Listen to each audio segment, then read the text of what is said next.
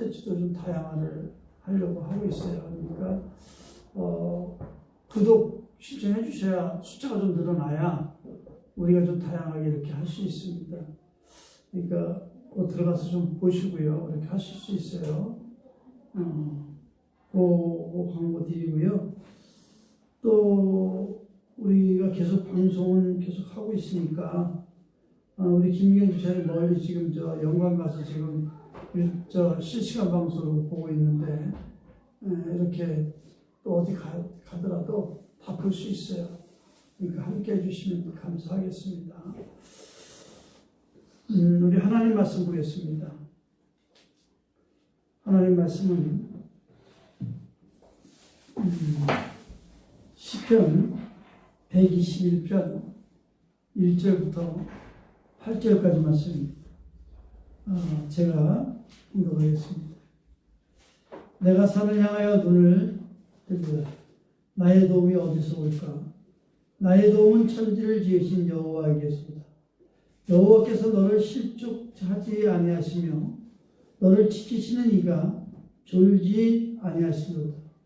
이스라엘을 지키시는 이는 졸지도 아니하시고 주무시지도 아니하시도다. 여호와는 너를 지키시는 이가 여호와께서 내 오른쪽에서 내 그늘이 되시나니 낮의 해가 너를 상하게 하지 아니하며 밤의 달도 너를 해치지 아니하리로다. 여호와께서 너를 지켜 모든 환난을 면케 하시며 또 내 영혼을 지키시리로다. 여호와께서 너의 출입을 지금부터 영원까지 지키시리로다. 아멘.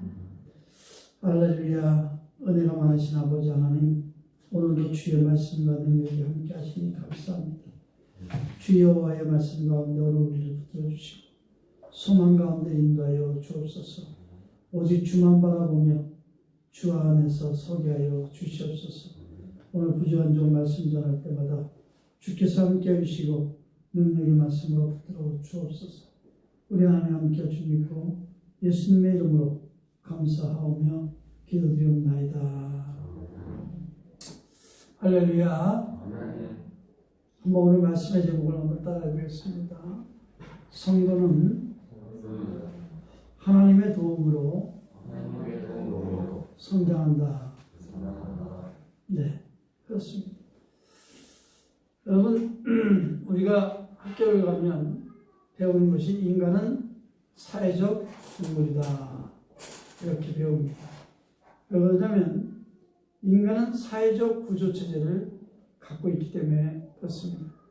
그래서 인간만이 가지고 있는 것이 언어가 인간만이 가지고 있고 서로 의사소통을 하는 아주 중요한 요소라고 이야기합니다. 그런데요, 우리 사람들이 착각하는 것이 있어요. 분명히 우리가 생물학적으로 인간은 사회적 동물이라고 배웠고 또 인간은 사회적 동물입니다. 사회를 구성하고 살아가요. 아무리 작은 사회라도 그 사회를 구성해서 살아갑니다. 여러분, 태어난 지 6개월 안쪽 되는 아이들을 이렇게 똑같이 눕혀놔 보세요. 그 안에도 사회가 구성이 됩니다. 그래서 그 아이들 중에도 리더가 있고요, 따라하는 아이가 있습니다. 왜냐하면 그 리더격 되는 아이가 울지 않고 놀면요, 다른 아이들도 놉니다. 그런데 그 중에 하나가 으앙 하면 다 으앙합니다. 그러니까 인간은 나면서부터 인간의 DNA 속에는 사회적 구조를 가지고 태어났어요. 그러니까 가장 인간은 혼자 살 수 없는 존재가 바로 뭐냐면 인간이에요.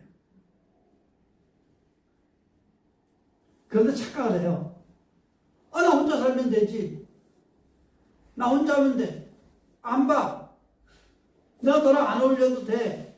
라고 이야기하지만 인간이 혼자 사는 순간 그 인간에는 그 자신에게는요, 고독과 외로움이라는 것이 밀려오기 시작합니다. 여러분, 우리 젊은 친구들이 이런 얘기 많이 하지 않습니까? 옆구리가 시려요. 날씨가 추워지면 더 싫어지는 것 같아요. 왜요? 혼자라고 느끼기 때문에 그렇습니다. 사람이 자살을 하는 결정을 하고 자살에 자기의 몸을 던지는 때에 그 사람의 심리 속에 자리 잡고 있는 것이 바로 뭐냐면 나는 나 혼자야 라는 생각 때문에 자살을 결정하기도 합니다. 여러분, 이렇게 사람은 혼자서 살아갈 수가 없어요. 반드시 누군가와 더불어 살아가게 되어져 있습니다. 근데 여기서 중요한 건 뭐냐면 누군가와 더불어 살아간다는 것은 도움을 주기도 하고 도움을 받기도 한다는 겁니다. 어떤 분들은 이런 얘기를 해요. 나는 그런 거 싫어. 그래서 도움도 안 주고 도움도 안 받을 거야. 근데 여러분, 한번 가만히 생각해 보세요. 그분이 그때까지 올 때까지 누군가의 도움을 안 받았을까요? 누군가의 도움을 받지 않고 자기 혼자 잘 먹고 잘 살았을까요? 인간은 나면서부터 도움을 의지합니다.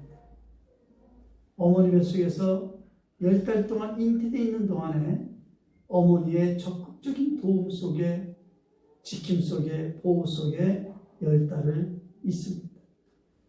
그리고 태어나는 순간 그 인간은 어머니의 도움이 없이는 기저귀로 가둘 수도 없고요, 먹을 수도 없고요, 아무것도 할 수가 없습니다. 그 어머니로부터의 도움, 그 부모님으로부터의 도움이 오늘날 그를 만든 것입니다. 그런데 그들이 이렇게 얘기를 해요. 어머니가 내게 해준 게 뭐가 있어요? 아버지가 내게 해준 게 뭐가 있어요? 라고 이야기를 합니다.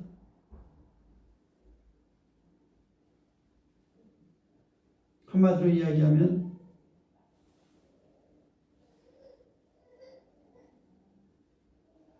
좀 심하게 얘기하면요, 소가 혓바닥으로 자기 엉덩이를 핥았다는 얘기하는 것과 똑같습니다.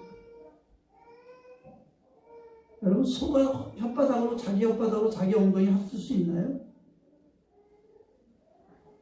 못 핥죠. 불가능하죠. 바로 난 도움 없이 살았어요. 나는 아버지 어머니 도움 없었어요. 나는 누구의 도움도 받지 않고 오늘날까지 살았어요. 바로 그 이야기가 그런 얘기예요. 인간은 나면서부터 도움을 주고 받을 수 있는 존재로 하나님이 창조하셨습니다. 이 땅에 태어나는 모든 생명은, 인간이든 짐승이든 모든 생명은 도움을 주고 받고 하며 살게 되어 있습니다. 이것이 하나님의 섭리입니다. 여러분, 오늘 시편 121편은 굉장히 기대감을 가지고 출발을 합니다. 기쁨과 확신에 가득 찬 어휘와 언어들이 구사됩니다. 하나님의 도우심과 지키심에 대해서 노래하고 있다는 것입니다. 사랑하는 여러분요, 정말 우리가 요즘같이 팬데믹 상황에는 정말 하나님의 도우심이 필요하고 하나님의 지키심이 필요합니다. 그래서 저는 오늘 시편 121편의 말씀이 곧 우리의 노래가 되고 우리의 삶이 되고 우리의 기쁨이 되고 우리의 확신이 되기를 간절히 축원합니다. 여러분, 우리가 성경을 보다 보면 하나님에 대한 하나님의 속성에 대해서 알게 됩니다. 우리가 신학교를 가면 하나님은 어떤 분인가 조직신학에서 그렇게 배웁니다. 그러면서 하나님의 속성 중에는 공유적인 속성이 있고 비공유적인 속성이 있다, 이렇게 얘기를 합니다. 그런데 여러분, 여기 비공유적인 속성은요, 하나님만이 가지고 있는 속성입니다. 즉 뭐냐면 하나님만이 존재하시고 하나님만이 전능하시고 하나님만이 무소부지하시다. 하나님만이 오류가 없으신 분이고 하나님만이 창조주고 이런 속성들을 가지고 있다. 이건 비공유적인 것이에요. 하나님만 가지고 있는 거니까. 우리는 전지한 존재가 아니에요. 우리는 전능한 존재도 아닙니다. 우리는 무한 능력의 존재도 아닙니다. 우리는 모르는 것도 있습니다. 못하는 것도 있습니다. 다 알 수가 없습니다. 그래서 우리는요, 전지전능한 존재가 아니에요. 그런데 전지전능한 존재가 아닌 우리와 하나님이 함께 공유하는 속성도 있어요. 바로 그것은 뭐냐면 믿음이라고 하는 것입니다. 그래서 믿음은 하나님으로부터 온 선물이에요. 사랑입니다. 사랑할 수 있다는 것은 하나님으로부터 온 우리에게 주어진 하나님의 형상과도 같은 그런 속성입니다. 또 희생할 수 있는 것. 부모가 자녀를 위해 희생할 수 있고 또 이웃을 위해 희생할 수 있는 것. 이런 것이 참 우리나라 사람들은요, 우리 민족은요, 하나님의 속성 가운데 희생이라고 하는 속성을 참 많이 가지고 있는 것 같아요. 그래서 하나님 특별히 사랑하시는 것 같아요. 여러분, 일본이라는 나라는요, 남을 위해 절대 희생하는 나라가 아닙니다. 사람이 지하철을 타는데 지하철에 미끄러져서 넘어졌어요. 아무도 그 사람을 구하려고 들어가지 않습니다. 기차가 오고 있어요. 아무도 그 사람을 구하려고 시도하지 않습니다. 일본 도쿄 전철 지하철역에서 술 취한 일본인이 지하철에 떨어졌습니다. 기차가 들어오고 있어요. 아무도 그 사람을 구하려고 하지 않는데 한 사람이 뛰어내립니다. 그리고 그 사람을 구하고 자기가 기차에 치여서 죽습니다. 그 사람은 바로 한국인이었습니다. 이수연이라고 하는 사람입니다. 이렇게 한국 사람들은요, 누군가를 위해서 희생하는 것을 아끼지 않습니다. 서울 전철에 사람이 전철과 칸 사이에 발이 빠져서 꼈습니다. 이제 전철이 출발하면 큰일 납니다. 그런데 다급하게 전철을 세우고 모든 사람들이 전철을 붙어서 밀기 시작합니다. 여러분 생각하세요? 이게 밀릴 거라고 생각하세요? 수많은 사람들이 모여서 으쌰 밀립니다. 그런데 놀라운 기적이 일어납니다. 기차가 흔들려요. 그리고 발을 거기서 끝이 납니다. 이게 우리 민족의 속성이에요. 여러분, 제가 한번 여쭤볼게요. 여러분이 만약에 차를 타고 가다가 복숭아를 실은 차가 트럭이 뒤집어졌어요. 근데 그걸 여러분이 봤다면 여러분 어떻게 하시겠습니까? 우리나라 사람들은요, 많은 사람이 달려가서 복숭아를 같이 주워서 박스에 집어넣어서 그곳에 놔주고 차에다 실어주고 그 차를 뒤집어 놓고 보내고 아마 그랬을 겁니다. 사람을 구하고 했을 겁니다. 똑같은 일이 중국에서 벌어졌어요. 동네 사람들이 복숭아 싣고 하는 트럭이 뒤집어졌다. 온 동네 사람들이 갑자기 몰려나오기 시작합니다. 손에는 바구니를 들고 몰려나오기 시작합니다. 그리고 그 트럭에서 신음하는 운전사는 구할 생각도 하지 않고 복숭아를 바구니에 담아서 집으로 가져가기 바쁩니다. 공안이 나타나서 그걸 말립니다. 운전자도 그것에 기어나와서 말립니다. 그때 중국 사람들이 한 얘기가 있습니다. 땅에 떨어진 것은 임자가 없는 것이다. 그리고 그 복숭아를 다 가져갑니다. 5톤이나 되는 복숭아를. 우리로서 상상할 수 없죠. 정말 우리는 이해가 가지 않아요. 여기에는 희생이라고 하는 밑바탕이 있어요. 그래서 가장 세계적으로 가장 종교적인 민족은 이스라엘 민족과 우리 한국 민족을 봅니다. 이런 희생적인 정신을 가지고 있어요. 무언가를 보호하려고 합니다. 이게 하나님의 공유적인 속성입니다. 그래서요, 우리가 성도가 어떻게 성장할 것이냐, 성도가 믿음이 성장하고 그 삶이 성장하고 하는 이런 과정 속에 어떻게 성장할 것이냐라고 본다면 하나님이 우리를 도와주시고 지켜주심을 믿고 우리도 도와주고 지켜주는 존재들이 되어줘야 성장할 수 있어요. 그러기 위해서 첫째로는 하나님이 우리를 도와주신다라는 믿음을 가지고 있어야 됩니다. 여러분, 아무나 우리를 도와주는 게 아니고요, 하나님이 도와주셔요. 성경에는 도움이라고 하는 단어가 오늘 성경에 보면 눈을 들리라 나의 도움이 어디서 올까 할 때 이 도움이라는 단어가 바로 뭐냐면 엔젤로라고 하는 단어예요. 이 엔젤로라고 하는 단어는 하나님의 대표적인 속성을 이야기할 때 쓰는 단어입니다.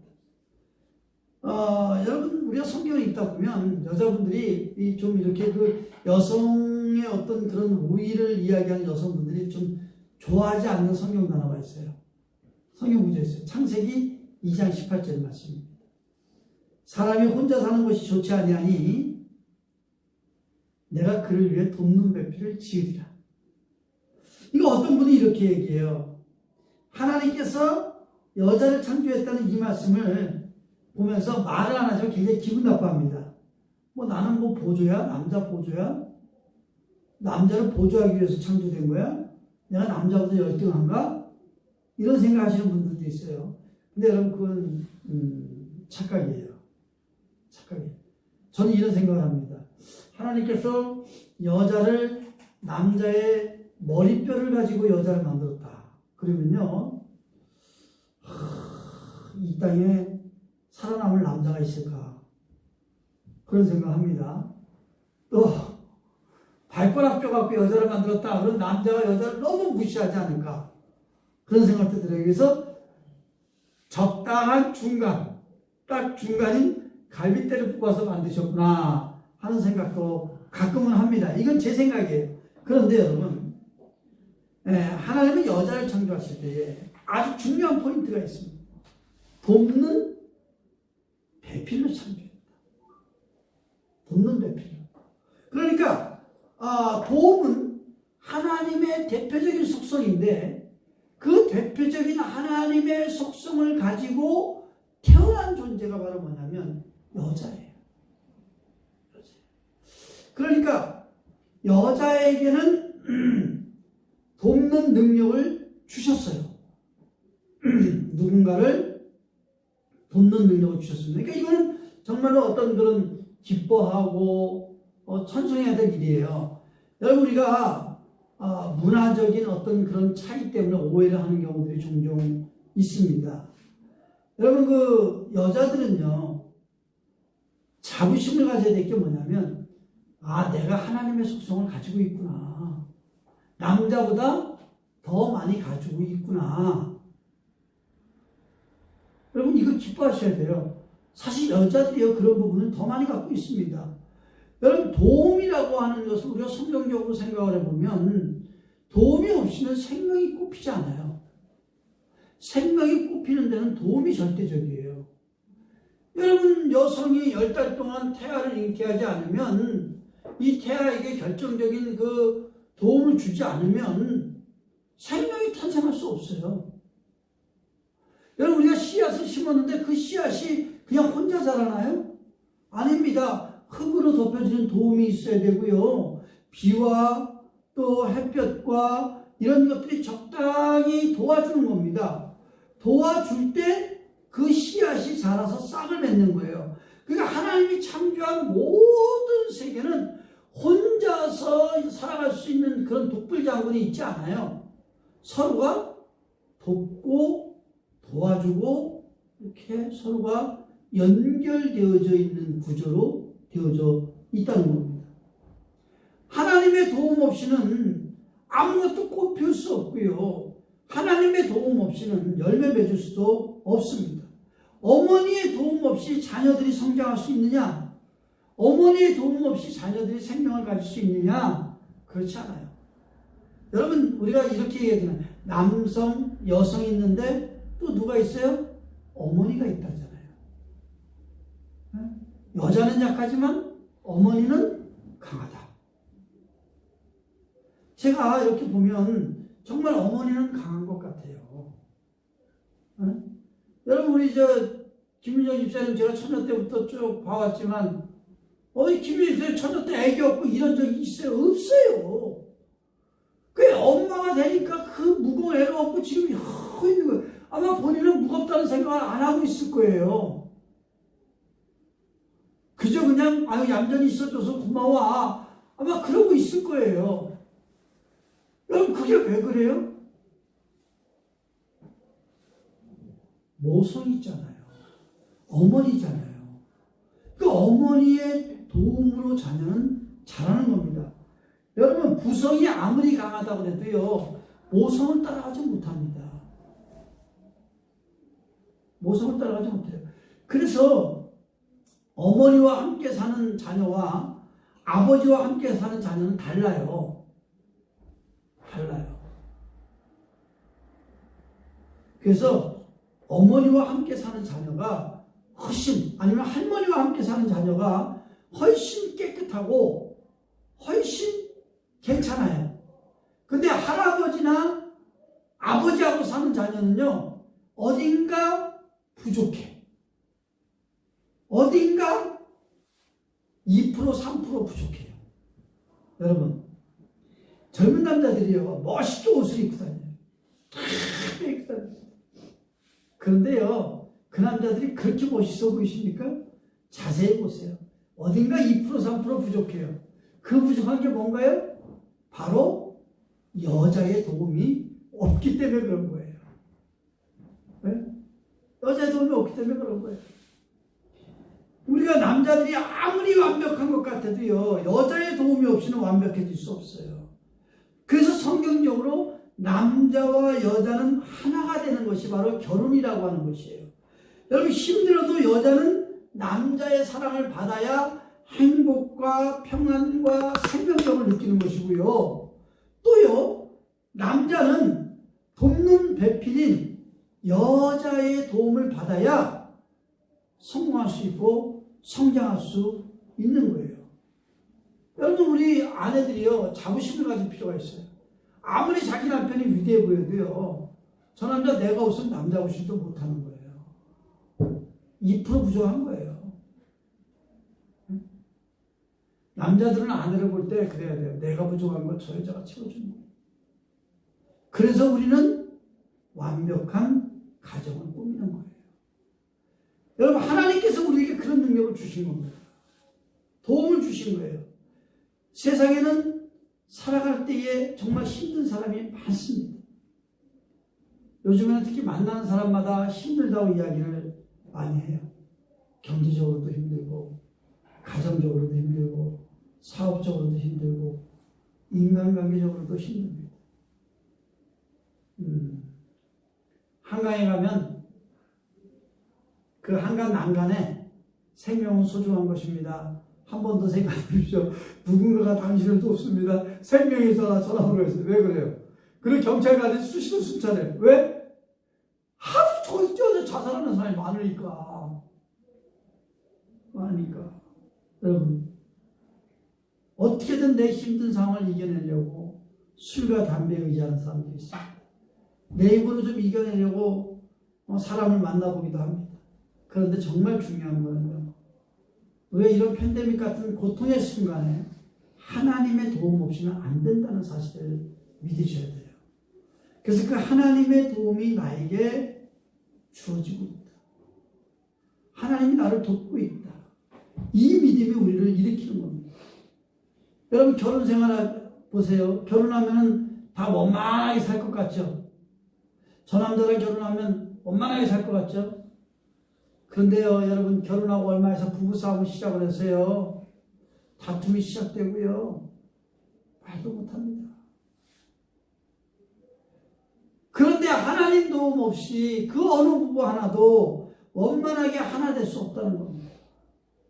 하나님이 우리 부부가 하나 될 수 있도록 하나님 도와주세요. 하나님의 도우심이 필요합니다. 간절히 기도해야 돼요. 그리고 그 기도 속에 우리 부부가 하나님 우리를 도우신다. 하나님 우리 자녀를 도우신다. 하나님 우리 가정을 도우신다. 이것을 믿고 하나님 앞에 나와야 돼요. 그럴 때 여러분 승리할 수 있습니다. 직장생활도 마찬가지입니다. 하나님이 도우셔야 잘하는 거예요. 내 삶의 모든 영역은 하나님이 도우셔야 잘하는 거예요. 그래서 오늘 성경처럼 나의 도움은 천지를 지으신 여호와로다라는 고백이 오늘 저와 여러분의 고백이 되어줘야 되는 것입니다. 오늘 우리 금산평안교회 성도들이 하나님의 도움으로 살아가시는 믿으시는 주의 이름으로 축복합니다. 여러분 사무엘상 7장에 보게 되면 블레셋이 쳐들어오니까 이스라엘 백성들이 미스바에 모입니다. 미스바와 센 사이에 돌비석을 세워두고 하나님이 여기까지 도우셨다라고 하는 기도를 합니다. 바로 에베네셀이에요. 이스라엘 민족이 생존하고 살았던 이유가 뭔지 아세요? 하나님의 도우심이 있었던 겁니다. 그 하나님의 도우심이 있었기 때문에 그들이 살았던 거예요. 오늘 우리 민족이 세계 가운데 이렇게 살아갈 수 있는 거예요. 정말 동아시아의 이 조그만 나라가, 정말 별볼일 없는 나라가 100년 전에 선교사들이 전한 복음을 붙들고 수많은 순교자를 내며 살았던 이 민족이 오늘날 세계 경제 12대국이고 군사력으로는 세계 군사력 6위의 군사력을 자랑하는 나라가 되어져 있어요. 이게 어떻게 가능했을까요? 이게 어떻게 가능해요? 하나님의 도우심이 없이는 가능하지 않았어요. 그 하나님의 도우심은 우리의 믿음의 선진들이 이 민족을 하나님 도와달라고 기도했던 수많은 기도와 흘린 피의 대가로 오늘 우리에게 주어진 거예요. 그렇다면 오늘 우리가 순간순간 하나님의 도움이 우리를 붙드신다는 고백이 있어야 될 줄로 믿습니다. 코로나19의 이 팬데믹 시대에 살아가지만 이 시대에도 하나님은 우리를 도와주신다. 하나님은 우리를 도와주신다. 하나님은 우리를 붙드신다는 사실을 믿으시고 그 붙드심 속에 사시기 바랍니다. 여러분 성경에 예수님께서 또 다른 보혜사를 보내주겠다. 성령을 보내주겠다. 근데 이 또 다른 보혜사라는 말이 뭐냐면 파라클라우시스란 말인데 이건 뭐냐면 돕는 자. 파라 옆에 클레오토스는 뭐예요? 도와준다. 옆에 있다. 뭐 이런 뜻입니다. 그러니까 항상 성령은 우리 옆에서 우리를 도와주신다. 이런 뜻이에요. 파라클레토스. 여러분 성령의 도움으로 우리가 살아가고 있으면 고백하고 믿으시기를 주의 이름으로 축복합니다. 정말요 이사야서 41장 10절을 보면 이런 말씀이 있어요. 두려워하지 말라. 내가 너와 함께함이라. 놀라지 말라. 나는 내 하나님이 되리라. 내가 너를 굳세게 하리라. 참으로 너를 도와주리라. 여기 말씀 붙드시고 한 주간도 승리하시고 여러분의 삶이 승리가 되기를 주의 이름으로 축복합니다. 두 번째로는 하나님이 우리를 지키신다는 사실을 믿으셔야 돼요. 여러분 성경을 보면 하나님은 우리를 지키신다는 말을 계속 반복적으로 하십니다. 출애굽 13장 22절에 보면 출애굽한 백성들을 낮에는 구름 기둥으로 밤에는 불 기둥으로 지키셨어요. 여러분 오늘 본문의 3절에서 8절까지 말씀을 보면 하나님이 우리를 지키신다는 말이 6번이나 나옵니다. 6번. 3절에 나오죠. 7절에 나오고 4절에 나오고 5절에 나오고 계속 나옵니다. 하나님이 우리를 지켜주시되 6번 반복하고 있어요. 바로 이것은 뭐냐면 하나님의 무한한 지키심을 확신하는 거예요. 우리 인간은 우리 앞에 어떤 위험이 올지를 모르고 살아갑니다. 내 몸 안에 암덩어리가 자라고 있는데도 우리는 몰라요. 어떤 위험이 오는지 알 수가 없어요. 아니 안다면 여러분 가만히 있겠습니까? 막으려고 하겠죠.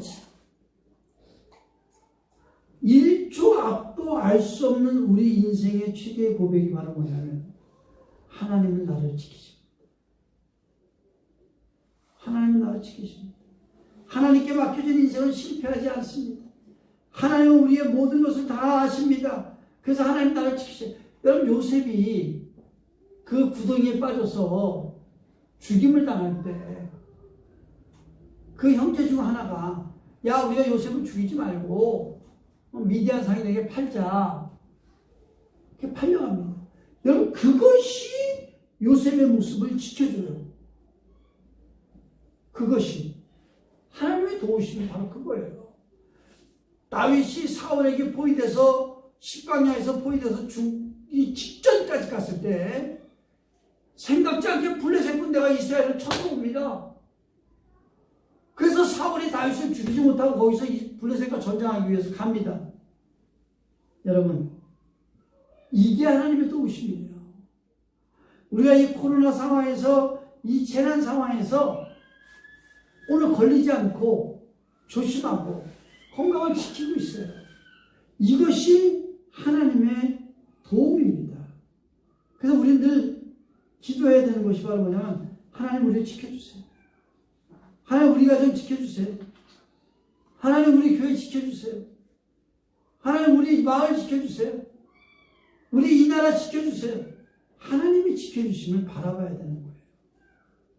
사랑하는 여러분, 여자들이 남자들에게 가장 듣고 싶은 말이 무슨 말이냐? 가장 감동적이고 눈물 나는 말이 무슨 말인 것 같습니까? 내가 당신 지켜줄게. 내가 당신과 함께 할 거야. 근데 내가 당신과 함께 할 거야 라는 말을 하나님이 지금 하고 계셔요. 내가 너를 지켜줄게. 내가 너를 세상 끝날까지 지켜줄게. 내가 너를 붙들어 줄게라고 지금 말씀하고 있어요. 그 하나님의 지켜주심이 여러분의 삶 가운데 체험되어지고 믿음으로 다가오시기를 주의 이름으로 축복합니다. 그렇다면 마지막 세 번째로 우리가 어떻게 해야 될 것이냐? 하나님이 우리를 도와주시고 지켜주시는데 이 은혜를 받았는데 우리가 어떻게 해야 되나? 여러분, 우리가 성경을 오늘 본문을 보면요, 1절, 2절은요 1인칭이에요. 내가 산을 향하여 눈을 돌리라. 나의 도움은 어디서 올고. 그런데 오늘 성경에 정말 재밌는 부분이 나오기 시작하는데 3절부터는요 여러분 2인칭으로 바뀝니다. 여호와께서 너를 실족하지 아니하게. 나와 너라고 하는 2인칭으로 바뀌기 시작합니다. 여호와는 너를 지키시리이다. 낮의 해가 너를 상하지 아니하게 하고 여호와께서 너를 지켜 모든 환난을 면케 하시고 여호와께서 너의 출입을 지금부터 영원까지. 계속 2인칭으로 등장합니다. 바로 무엇을 이야기하고 있느냐? 하나님의 도움을 받았으면요, 하나님의 도우심과 지키심의 은혜를 받았으면요, 그리고 복받고 편안해졌으면 이제는 이웃을 돌아보고 사명자로서 내게 맡겨진 사역지를 바라보라는 겁니다. 그리고 내가 지켜주어야 되고 도와주어야 될 사람이 누군가를 보라는 겁니다.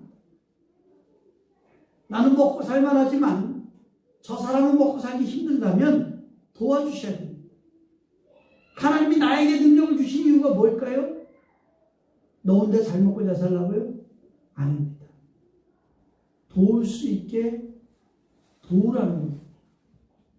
여러분, 우리 조선시대의 왕 중에 가장 애민정신이 투철한 왕이 어느 왕인 줄 아세요? 백성을 사랑하는 마음이 가장 최고의 왕. 바로 영조대왕입니다. 이 영조대왕은 여러분 잘 알다시피 무술이 출신 어머니에게서 태어났습니다. 여러분 혹시 드라마 동이라고 아세요? 드라마 동이 못 보셨어요?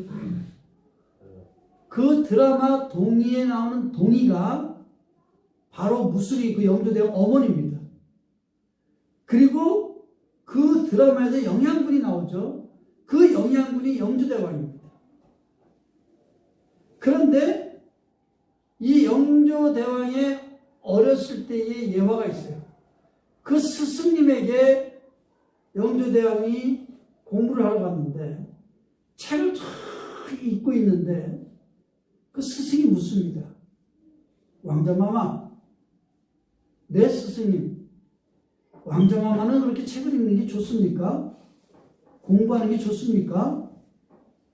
이때에 영조대왕이 이렇게 얘기합니다. 저는 책을 읽고 공부하는 것이 너무 좋습니다. 그러니까 스승이 물어요. 왜 그렇게 공부하는 게 좋습니까? 왜 그렇게 공부를 하시려고 합니까? 그때 영조대왕이 이렇게 대답합니다. 나보다 약하고 힘없는 자를 도와주기 위해서 공부하는 것입니다. 근데 스승이 깜짝 놀라요. 무슨 말씀입니까? 그러니까 이렇게 이야기합니다. 우리 어머니가 말씀하시기를 나에게 능력이 있는 것은 다른 사람들의 능력을 모아서 하늘에 내게 주신 것이기 때문에 내 능력을 있는 것을 가지고 다른 사람을 도와야 될 의무를 가지고 있습니다. 참 놀라운 이야기를 하죠. 근데 그 영조대왕이 죽을 때까지 평생 동안 백성을 사랑하는 그 마음이 변함이 없었단 말이에요.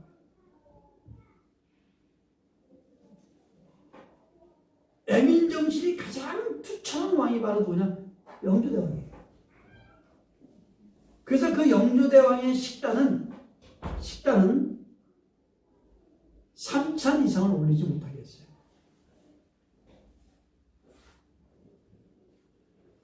그러니까 이런 것들을 보면 바로 뭐냐면 우리 또 이런 말도 있죠. 배워서 남주자.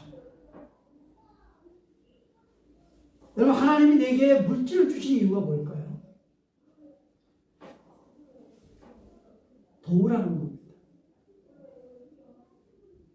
나보다 못한 자를 뭐예요? 도우라는 거예요. 지키라는 겁니다. 하나님이 내게 재능을 주신 이유가 뭘까요? 도우라는 거예요. 사도 바울에게 하나님이 복음을 주셨어요. 그리고 그 사도 바울이 하나님의 복음을 전할 때에 마게도냐 사람들이 환상 중에 이렇게 이야기합니다. 이곳으로 와서 우리를 도우라. 하나님이 왜 오늘 우리 대한민국에게 힘을 줬을까요? 도우라는 겁니다. 가난한 나라, 힘없는 나라, 도우라는 겁니다. 하나님 오늘 저와 여러분의 삶 가운데 생명을 주시고 은혜를 주신 이유가 뭘까요? 나는 너를 도왔고 나는 너를 지켰으니 이제부터 네가 뭐예요? 도우라는 거예요. 그래서 하나님 우리에게 하나님의 마음을 주시고 하나님의 눈을 주셔서 하나님이 바라보는 것을 바라보게 하시고 하나님의 마음을 주셔서 안타깝고 불쌍하고 여린 마음을 갖게 하시고 정말 저 복음이 없는 자들에게 복음을 증거하고자 하는 안타까운 마음을 우리에게 주시는 거예요. 그것이 하나님의 우리에게 주신 사명이고 그것이 우리의 사역입니다. 그리고 하나님 우리에게 기도와 능력과 믿음의 능력을 주셨어요. 사랑하는 여러분요, 우리가 하나님께 담대히 하나님의 뜻대로 구하면 하나님 주십니다. 도와주신다고 약속하셨어요. 지키신다고 약속하셨어요. 이게 우리가 아무리 어렵고 고난 가운데 있다 하더라도 낙심하지 아니하고 하나님 앞에 나아가고 그 하나님의 도우심과 지키심을 믿고 바라보면 우리도 도울 수 있어요. 우리도 할 수 있어요. 여러분, 제가 2007년도에 수술할 때에 아침 6시에 수술실에 들어가는데 5시쯤 됐는데 레지던트 선생님이 오셔서 저에게 쪽지를 하나 이렇게 줘요. 그러면서 무슨 이야기를 하냐면, 목사님 힘내세요. 오늘 아침에 하나님이 제게 주신 말씀, 이사야서 41장 10절 말씀입니다. 두려워하지 마라. 내가 너와 함께하리라. 놀라지 말라. 나는 내 하나님이 됩니다. 너를 굳세게 하리라. 참으로 너를 도와주리라. 참으로 나의 의로운 오른손으로 너를 붙들리라. 여러분, 이 말씀 무슨 말씀입니까? 하나님으로 보호해 주시다. 질병으로부터 보호해 주시고요, 팬데믹 상황에서 보호해 주시고요, 가난과 고난과 낙심과 연례에서 보호해 주시는 거예요. 전쟁과 기근 속에서도 하나님 우리를 보호해 주십니다. 하나님 우리를 지켜주십니다. 악한 영의 세력으로부터 우리를 지켜주십니다. 고통과 절망의 세력으로부터 우리를 지켜주십니다. 낙심의 세력으로부터 우리를 지켜주셔요. 우리의 가정을 지켜주십니다. 자녀들을 보호해 주십니다. 저는 요즘에 참 감사한 것이, 보면 많은 목사님들과 교제를 하면서 그 목사님들과 교제하다 보면 그 자녀들이 한결같이 처음에는 힘들고 어렵고 이런 여러 가지 고통들이 있어요. 우리 자녀들도 그랬어요. 그런데 어느 순간 하나님이 그들을 붙들고 세우시고 이끌고 나가시는 모습이 있어요. 그것을 보면서, 아, 하나님이 보호하시는구나. 하나님이 지키시는구나. 하나님이 만남에 축복을 주시는구나. 부모가 하지 못하는 것들을 하나님이 하시는구나. 사람이 하지 못하는 것을 하나님이 하시는구나. 제가 즐겨 교제하는 목사님 중에 안양에 계시는 목사님이 있어요. 이 목사님이라고. 그 아들이 어디 다니냐면 삼성에 다녀요. 근데 이번에 결혼을 한답니다. 근데 여러분, 작년에 이 아들이 BMW를 몰고 다녀요. 차를 다녔는데 지금은 그 차를 안 몰고 다닌답니다. 교통사고가 났어요. 차가 완전히 박살이 났어요. 차 위에 차가 올라섰어요. BMW에 올라섰습니다. 다 죽었다고 생각했어요. 근데 여러분, 손톱 하나 다치지 않고 거기서 나왔어요. 놀라운 일이 벌어진 겁니다. 이 부족한 정도, 작년에 재작년에 저 수원 화성 고속도로에서 앞차와 교통사고가 났습니다. 제가 밤에 좀 늦어서 과속을 했어요. 밟았습니다. 시속 140km로 밟았습니다. 근데 그 앞차가 고속도로에 이렇게 서 있었어요. 졸았는지 서 있었습니다. 순간적으로 그 차가 눈에 들어와서 피하는데 피하지 못하고 때렸습니다. 빵 때리는 순간 그 앞차의 트렁크까지 제 차가 밀고 들어갔습니다. 그 앞차 뒷좌석까지 들어갔어요. 제 차가. 카니발 타고 다니는데. 그리고 핸들을 들었는데 밀고 들어가서 그 차를 저쪽으로 집어 던지고 나는 고속도로 갓길로 튕겨서 나갔어요. 나가고 차 엔진이 안으로 훅 밀려 들어옵니다. 그리고 에어백이 막 터지고 난리가 났어요. 근데 여러분, 그 순간 하나님이 저를 붙드셨어요.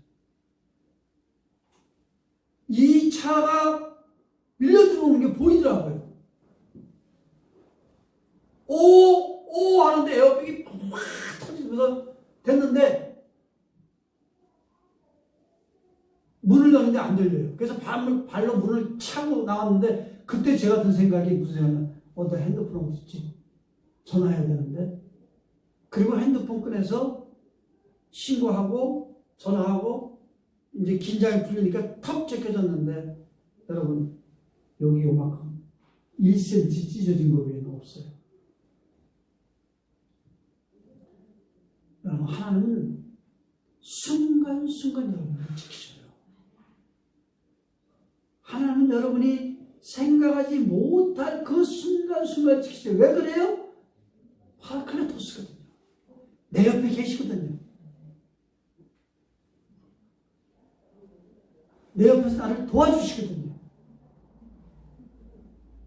그 하나님을 바라보면 오늘 하나님께서 저와 여러분의 가정을 축복하시고 붙드시고 이끄시는 역사가 있겠다 믿습니다. 그렇게 되길 주의 이름으로 축원합니다. 축원합니다. 네, 기도하겠습니다. 할렐루야. 고맙고 감사하신 아버지 하나님, 오늘도 우리가 많은 삶 가운데서 고통과 어려움이 겪지만 그 고통과 어려움 속에서도 하나님 우리를 보호하시고 지키시고 인도하시니 감사합니다. 하나님이여, 우리의 삶이 주께서 도우시고 지키심을 바라보게 하시고 그 속에서 하나님과 동행하는 역사가 있게 하여 주옵소서. 오늘도 주님 앞에 나왔으니 주께서 도우시는 은혜, 지키시는 은혜가 넘치도록 부어 주시옵소서. 이제는